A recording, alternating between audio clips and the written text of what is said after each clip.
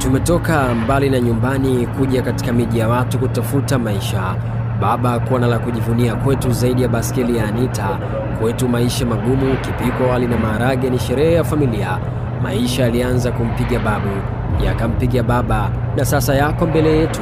Wanangu wakishua, mkituona tunacheka, sio furaha hiyo. Tunajiliwaza, tuna mengi moyoni. Tuna timu, hatuna ushindi. Mechi ilianza 1-0, refa hayupo upande wetu. Tulienda shule kusoma kufuata mkumbo. Wazazi waliamini elimu tatutoa, wasijue mbele kuna kitu kinaitwa connection. Kipengele hiki kimezima ndoto za watu wengi. Sio kama wazembe, hapana, lakini nani wa kutuamini? Hakuna. Ukali wetu umegeuka tishio kwa watoto wakishua.